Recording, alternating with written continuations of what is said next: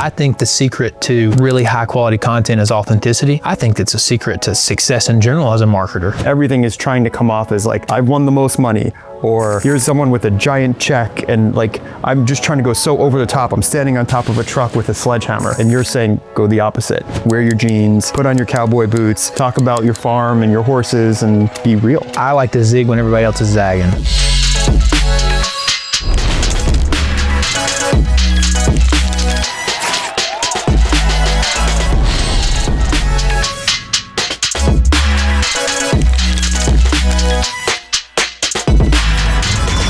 Welcome to the John and Marc podcast. Today, I'm going to be talking to Hunter Garnett, managing partner of Garnett Patterson Injury Lawyers in Alabama. Hunter came into town with his family to go to Disney, and we had been talking, and we figured this was a great opportunity for Hunter to come to our office and talk about some of the unique things that he does at his firm that are probably really advantageous for you to think about implementing possibly at your firm. Hunter, thanks so much for joining us today. Yeah, thanks for having me. We talked about Disney for a little bit, but you're not a Disney guy. Your family enjoying it though? Yeah, they are. Just not my thing. I'm kind of an outdoorsy person. I like skiing, going to Alaska, riding horses, that kind of stuff. Yeah, there's Gatorland. Taking to see some gators. Yeah, that would be way more my speed. Like seeing some like big snakes and alligators, that sounds fun. Just go airboating. Yeah, that does sound fun. Or you could just drive through Orlando and any little lakes, ponds. You never know what you're going to find. Just pick one, just jump in. Yeah. Well, I don't know if I'd jump in, but you may find the wildlife that you're looking for. Your approach to marketing, I think, is marketably different than what we see a lot of the big personal injury firms. Most of them are thinking, how much visibility can I get through traditional media, through the traditional digital outlets? And your approach has been different. A lot of firms watch this podcast to specifically learn how they can grow their firm outside of the normal everyday things that we see the big firms do. How would you summarize your overall approach to growing your firm? I think it starts by knowing your ideal client, your client avatar. And to be candid with you, I stumbled across mine because it's just the type of clients that I attracted naturally. And it just so happens they're my favorite type of client as well, which is blue collar, middle class, typically politically conservative, typically Christian, strong family values, are almost always married. And what I found was that because those are the type of people I grew up with, I didn't know a lawyer when I went to law school. I was the first lawyer in my family. They didn't know any lawyers either. And so it was pretty easy to build a brand with them because they didn't have 10 other lawyers that came to mind when they thought of personal injury lawyer. So when I figured that out, ever since then, my entire marketing strategy is how do I build affinity with these people and not just be the first lawyer that comes to mind when they're in an accident, but be the lawyer that comes to mind when they hear the word accident, when they hear the word injury, and try to equip them as super fans to be like zealous advocates for my law firm. When you started marketing for your firm, was that your mindset, or was there a trigger point where you realized like, I need to take this more direct approach to marketing? I started marketing before I had my own firm. I was an associate and we were referral based. And I figured out pretty quickly that my personal Facebook page was the best marketing asset that I had. You know, I had 1,500, 2,000 friends, whatever it was. They kind of already knew me. And so using my personal Facebook page to just stay top of mind was where I started at first. And then that evolved from, okay, these people that are kind of already know me, they already like me, and let's get them to trust me, to, okay, let's turn them into like super fans. Okay, and let's grow our sphere of influence, not just where they are, it's just my friends that know me, but people are familiar with my name because I'm staying top of mind with so many people. When you break that down into specific tactics, right? It's one thing to say, I turned them into super fans. It's another thing to say, this is how I did that. How did you go about doing that? By telling my story. I think that it all starts with who and why first. And so the who of why my target client is who my target client is, I think that's the first thing that every lawyer has to identify. You can't be everybody's lawyer. You know, your marketing should, in my opinion, push away some of your prospective clients, okay? I wear jeans to work every day. I wear cowboy boots to work. I typically am in a polo or a button up. I'm super casual. And there are some people that expect to walk into a lawyer's office and him be in a suit and it be very buttoned up and polished. It's not me. And so my marketing tends to push those people away before they ever come in my office.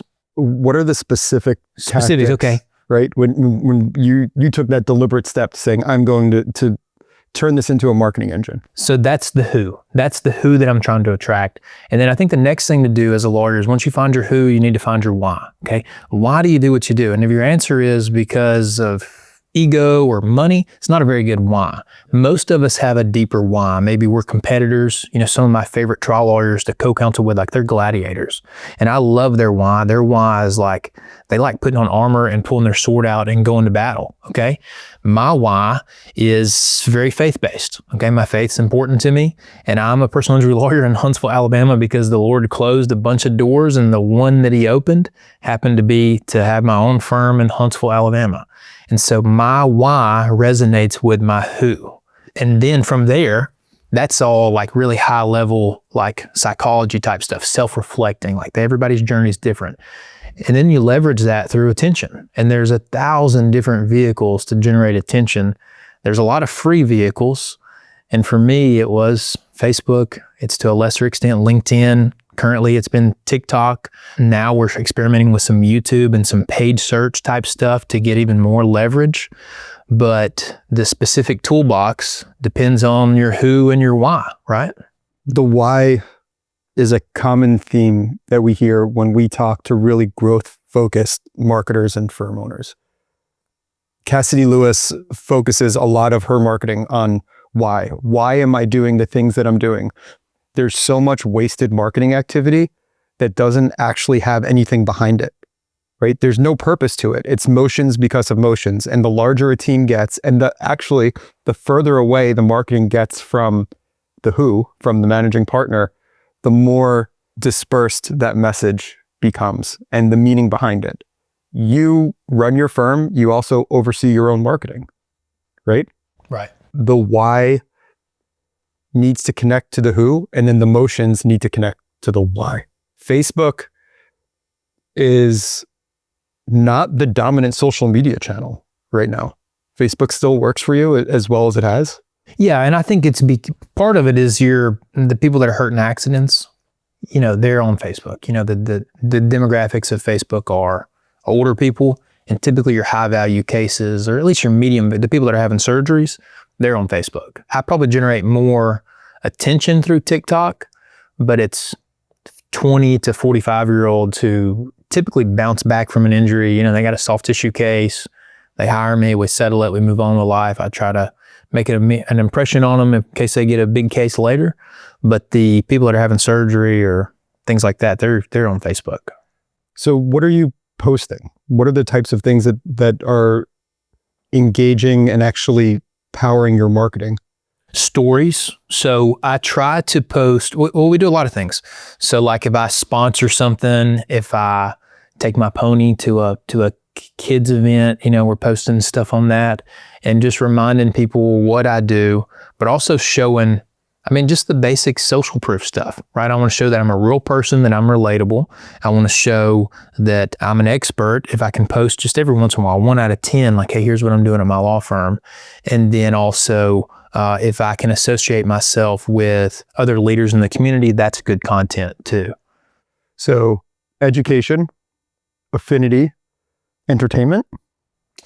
Yeah, I do. So my favorite things to post about are stories, okay? And so like recently I've been posting about my family stuff, okay? My parents adopted 4 kids through foster care, and that shaped who I was. I was a teenager at the time, and You were one of 7. I'm the oldest of 7, yeah. My youngest 4 siblings are adopted through foster care. And so like that's a big part of my journey, right? It's shaped who I am. I grew up on a farm. I tell stories about growing up on a farm and taking care of animals. That's who I am. I am the only lawyer that I did not know any lawyers when I went to law school. That's part of my story.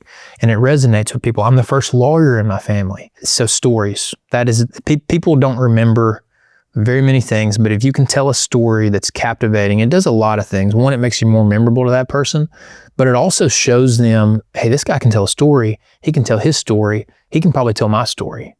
And most people recognize that that's what's important about choosing a lawyer, especially for a really big case, a case that might go to trial, is the ability to tell that client's story. That's what you're doing in court, right? You're taking that individual story and you're portraying it to the jury.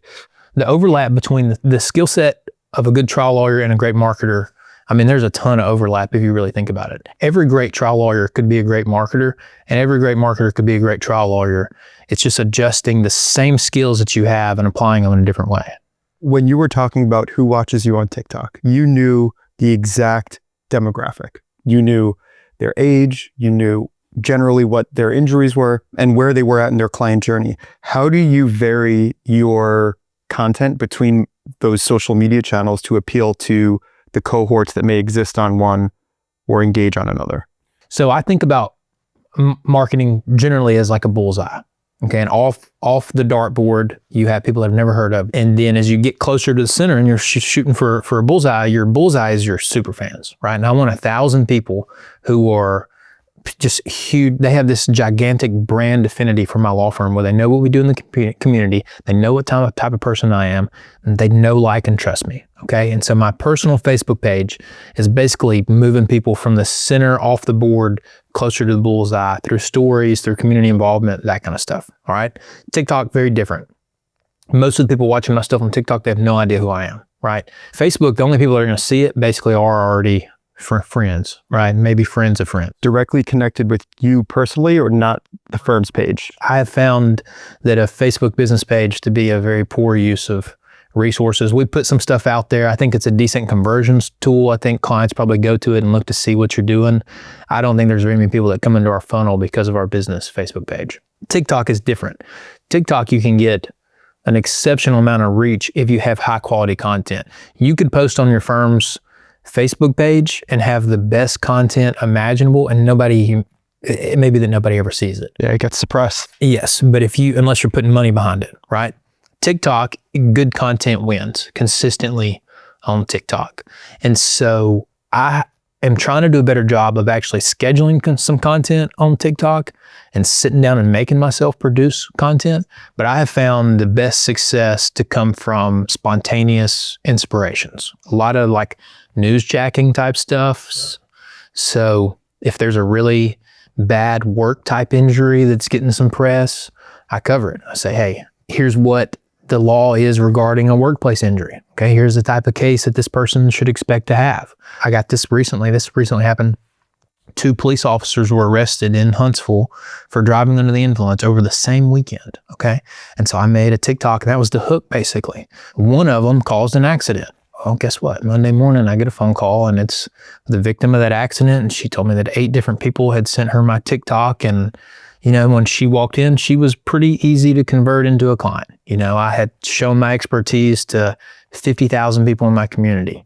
The cool thing about TikTok, too, is it shows your content to people that are interested in it. Like if you post on other platforms, you may get reach all over the world or whatever it might be. Or if you post a generic topic like on, you know, maybe immigration law, whatever it is, you may have people all over the world see it. On TikTok, when you say something strange happened in Huntsville, Alabama over the weekend, 2 police officers were arrested for driving under the influence, they pretty much are just going to show that to people in Huntsville. And so when 50,000 people see your TikTok video about Huntsville police officers being arrested for driving drunk, that's 50,000 people that are within 10 miles of your office. And that is pretty cool. So how many takes did it take you to do that video? Or generally when you're doing a TikTok video, 1 take? 1 or 2 or 3, because it gets worse every time. You know, I think the secret to really high quality content is authenticity. I think it's a secret to success in general as a marketer. And I think you lose some of your authenticity like the more takes that it takes. Yeah. What's the editing process like from you filming the video to final product? Again, just I try to get it in 1 take, to be honest with you. But like overlays or like add captions, cuts, just adding captions. That's it. I literally sit in my desk. It's always like 5:30 or later when the office is empty. The lighting's pretty good. And I set my phone up once or twice a week and try to just off the cuff give a 15 to 90 second, Here's some law for you. And it's good. It's not polished. It's not super clean. It's authentic. I think people like that. I think whenever you post really high quality stuff on social media, sometimes people scroll right past. We associate high quality content as an advertisement, whereas when it's authentic, there's little, uhs, you misspeak. It's real. That's what people are attracted to. It's so counterintuitive, right? Traditionally, marketing is going through rounds of design and you're A/B testing things, and sometimes you're focus grouping when you're doing like large TV advertisements, and you're sitting here talking about pulling out your phone for 15 to 90 seconds and recording in 1 or 2 takes. And the more polished it is, it's the inverse relationship between the output. It's a very different perspective, I think, than people have been approaching marketing, specifically in this space, right? Everything is trying to come off as like, I've won the most money, or, here's a someone with a giant check, and like, I'm just trying to go so over the top. I'm standing on top of a truck with a sledgehammer, right? And you're saying, go the opposite. Wear your jeans, put on your cowboy boots, talk about your farm and your horses, and be real. It's counter positioning too. Like if you're different than everybody else, you're going to stand out. And I don't know what everybody's market size is. My market's less than 1 million people, got 750,000. Well, if I carve out 10% of the market, 75,000 people is plenty to have a huge law practice. And so I think it's to your benefit. Like, if I like to zig when everybody else is zagging. So like, I'm thinking about getting in the newsletters now because print media is, a dinosaur, basically, built with some strategic billboards. I like that kind of stuff. I tell you what else too. News reporters. Okay, all these hungry reporters are in their 20s and they're on TikTok and they're seeing my stuff, and they, can tell an expert from a non-expert. And so guess what? They see your TikTok talking about Huntsville police officers getting arrested for DUI. Next thing you know, you got 3 phone calls from reporters and you're on the news talking about, DUI accidents, and you get a free 25,000 eyeballs at 10 o'clock on the 10 o'clock news. This actually happens to you. Yeah. Oh, all the time. Yeah, all the time. And then, so you're getting essentially free organic reach from TikTok. You're getting free publicity on the news, and then you wind up getting cases both from the TikTok and from the news. Yeah. And it's even better than free. It's better than paying for it, because if it was a TikTok ad or a Facebook ad, if it was a paid TV commercial, everybody can tell. And they know you're paying for that maybe you're an expert, maybe you're not. You're just giving money for attention. I'm generating attention that people know is because I'm an expert. I love that. What are the advertising mechanisms that you do pay for, and why? I have run LSAs successfully. LSAs are a black box, right? Nobody knows how to get more calls, how to get better cases. I found the secret to LSAs is to shake that box up. So I just cut them on and off. I agree. I have conversations all the time with firms who are like, our LSAs aren't working. Like, turn it off on a Friday, turn it back on Monday, reboot the system. And I have a rule. Every time I get a 6-figure or 7-figure case from LSAs, I turn them off for like a month. And and then sure enough, I cut them on and we start getting cases again. So I run some LSAs. I spend a little bit of money on really web development, not really SEO, just a technical on-page type stuff. We create most of our own content. We do some earned media through trying to earn backlinks like Haro and stuff. I've run some mass tort campaigns for Facebook for a local mass tort. We had a big PFAS facility in my hometown, actually. And now I'm running PPC for the first time ever. We're about to start running YouTube because we've got pretty good operations now, and we can double without breaking anything, I think. And so we're starting to run some paid search stuff. Paid search, I think over the almost 2 years now, has been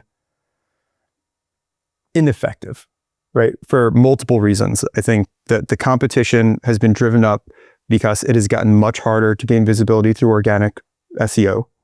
AI overviews taking visibility. So the firms who were not doing SEO correctly fell, and they had to pick up some of those cases somewhere. So you see the same 3 spots of Google ads getting invested in by more demand, and the prices inevitably go up. I've seen markets where it's gone up 2 to 3 times as much as it was a couple of years ago. So it becomes price ineffective. And I think consumers are starting to understand that paid search is paid. It goes through your whole mantra of like, paid is an advertisement where I'm going to be organic, I'm going to be real. What was the impetus for you deciding, I think I need to go into paid search, which I assume you know all the things that I just mentioned and you've seen them? Yeah, for me is we finally had the capacity to handle more cases, started hiring lawyers. And so it was an option. My real reason for doing it was I wanted to see if I could do it and if I could generate cases in a cost-effective way. And I think we are. My operations are pretty tight. Our average legal fee for litigation cases is really high. I'm a trial lawyer. We haven't talked about that, but like I try cases. We get good outcomes. My pre-lit department is entirely offshore, near shore. So our cost to resolve pre-lit cases is definitely the lowest in my market. And so what I looked at it as is like, hey, these older guys that are spending money to get cases through PPC, like they're making money or they wouldn't do it, right? Presumably they're rational.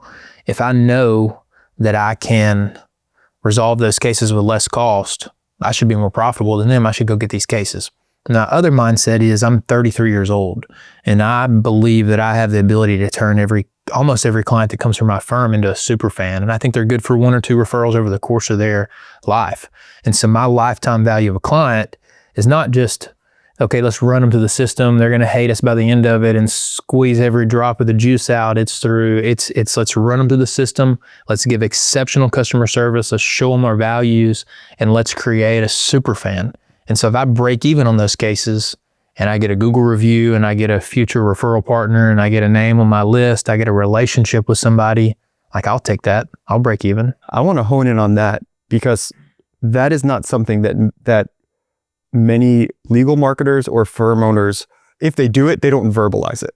You're looking at the acquisition cost incrementally as just break even, right? I'm going to take this case. Maybe I'll get a great case out of it.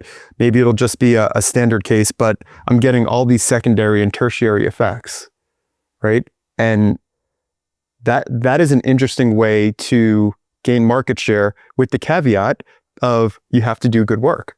You can't be a mill. How do you maintain quality operational customer service with a remote team? Well, we measure, you get more of what you measure. And so I had a pretty good book of business when I started my firm. And I considered just sticking with like attorney referrals, client referrals, not taking anything less than like $50,000 in value. And I've considered this a lot. I could keep my 10 7-figure cases and my 50 mid to high 6-figure cases and probably make more money next year than keeping everything that walks in the door. Okay. But I'm 33 years old and I think that I would be kind of limiting my potential long-term if I do that. So I run my pre-lit department in pods.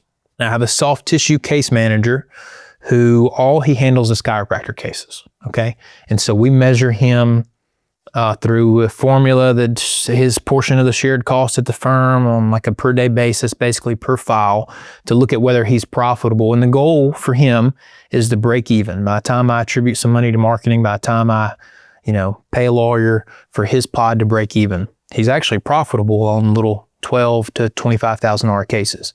But he's measured on the number of Google reviews, the net promoter score, and also how many referrals it generates, okay? And so just in my current case inventory, my offshore pre-lit manager has generated about $1.25 million in future legal fees just in my current case inventory, okay?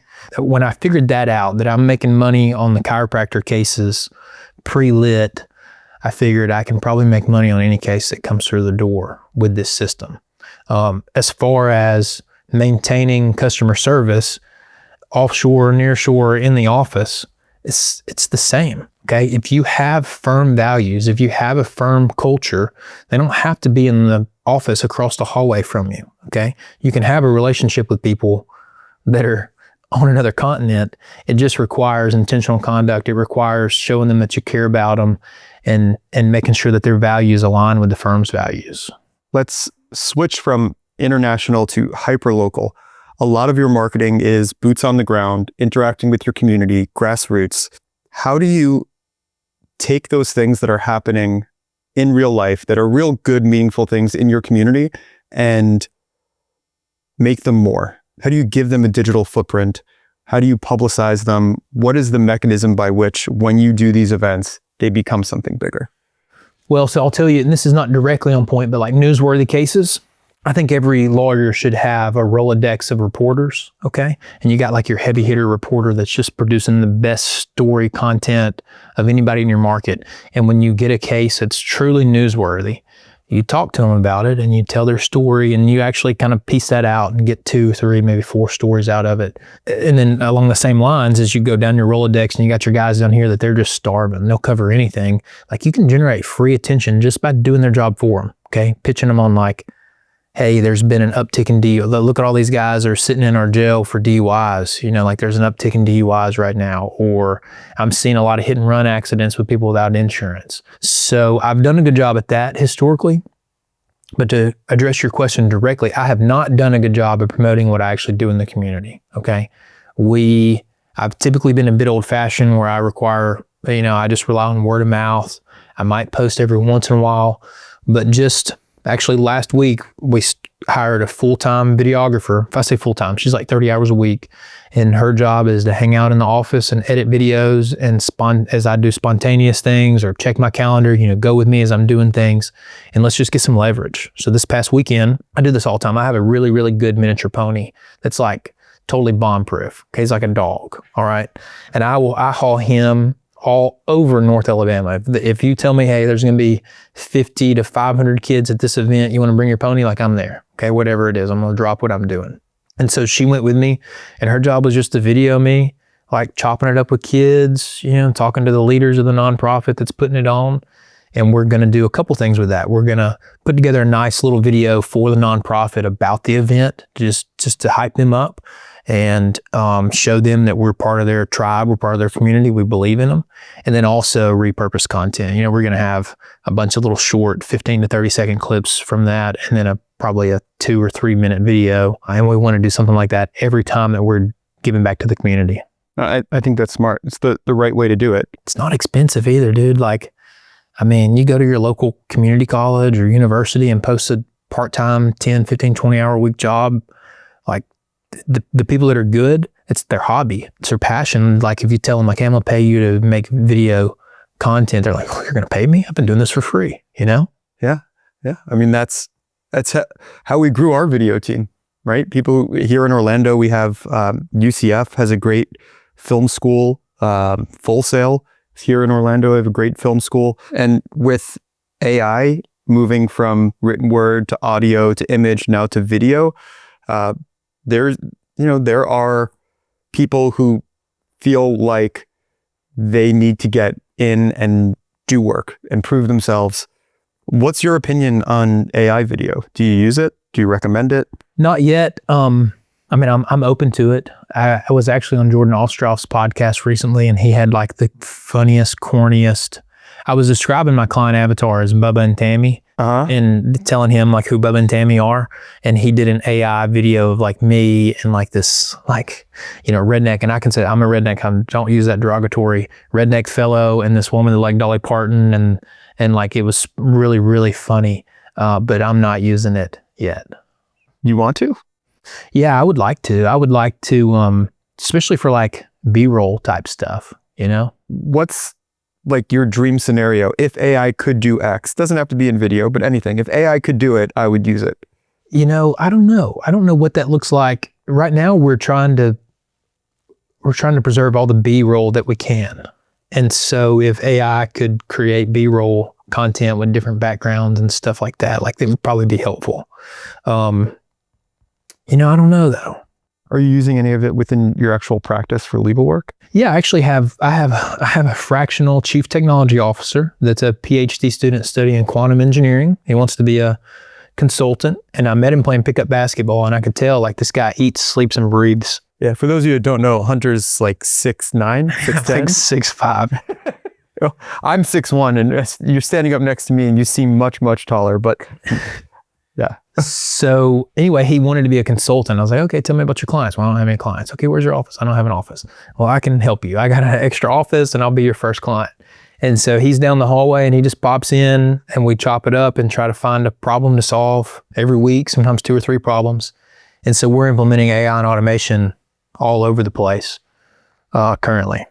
I not only agree with you on that being the approach, but it's the exact same thing that we did. We took someone who was hungry, who had a development background, who had extreme interest in AI, and we made her the person who was the recipient of all of the crazy ideas. We came up with concepts, we scoped them out, we hand them to her. We're like, figure out the right tool to use, figure out how to make sure that the data is protected, and then check it to make sure it actually works. And we've just started building all types of different things. I think that is the way for firms to, if they're not going to take the significant investment in something like a Supio, right, where it's a heavy investment in necessary integration to so many aspects of the firm, just find someone who knows what they're doing and give them the canvas and let them just paint. Yeah, and I've got a sister that's a senior in high school. She doesn't know what she wants to do. And that's what I've been telling her is like, listen, like my dad owns a lawnmower shop. Like go to dad's lawnmower shop, go to junior college, and don't just like learn the things that he teaches you. Like learn some AI, learn some automation, like save dad 1,000 hours a year. And the skills that you learn the next 2 years while you get your associate's degree, you can apply that in any industry under the sun. Like if you can save a lawnmower shop 1,000 hours a year, you can probably save a law firm 10,000 hours a year. And so anybody listening, like if you got a kid that's in high school or in college that like doesn't know what they want to do, I think that's the thing to learn. And it's not the technical side of it, like coding or anything like that. Like just learn how to use that tool, learn how to prompt an LLM. Yep. No, I completely agree. My son saw me using AI and he's like, can I use it? I'm like, sure. So he starts asking it things. He asked me, can this thing create apps? And I'm like, yeah, it can. And about an hour later, we're sitting there playing the game that he created through ChatGPT.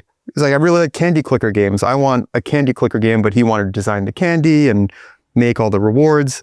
And he loves it. He asked me if he could do an episode with me and teach other kids how to use AI. I'm like, that's actually a really great idea. We should do that. And there's this fear of, do I want to expose my children to social media, to AI, but monitored and done correctly? Like that is probably a more useful skill than handwriting. Oh, for sure.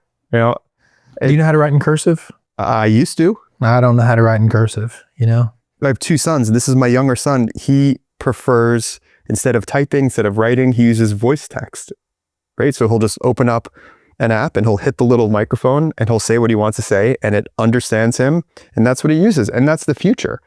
The more that we can have people embrace the technology that's available and just, like you said, get comfortable using it, the more likely they're going to be successful because every industry is becoming a technology-based industry.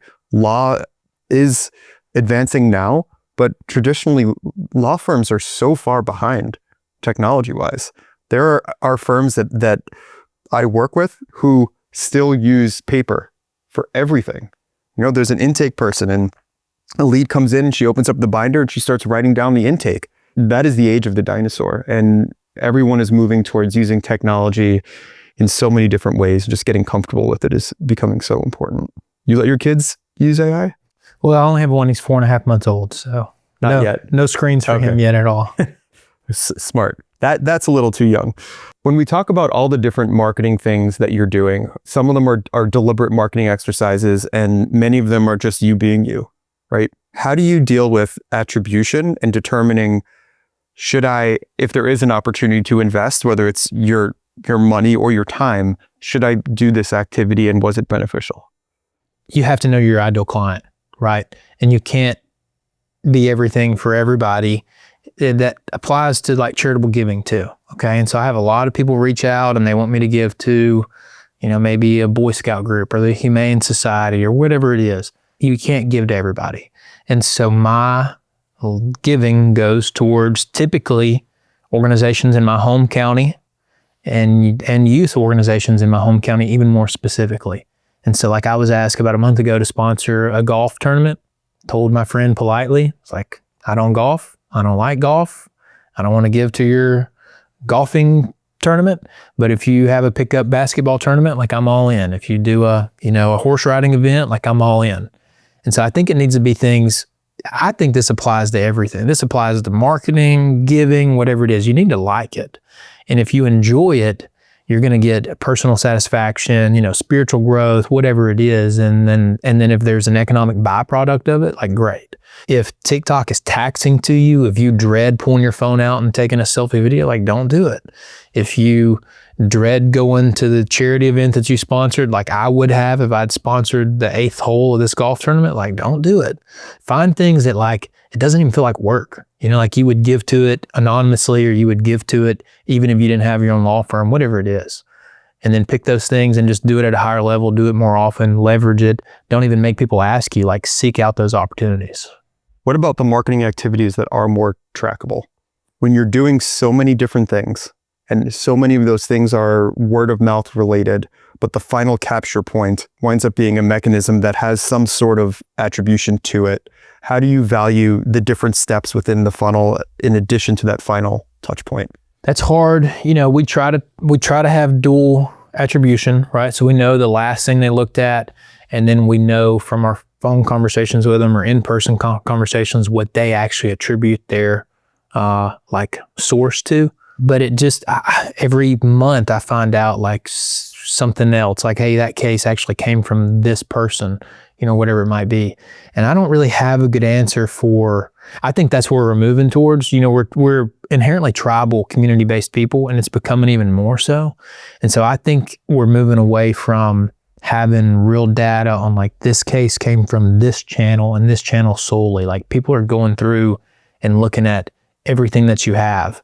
And I think everything that you add to your marketing stack is like 1 + 1 = 3, 1 + 1 + 1 = 7, yep. So on and so forth. So I think you really have to, like if you're running just PPC and you don't have a social media presence, you don't have any video content, you don't have any community reputation, you don't have any Google reviews, you're going to waste your money.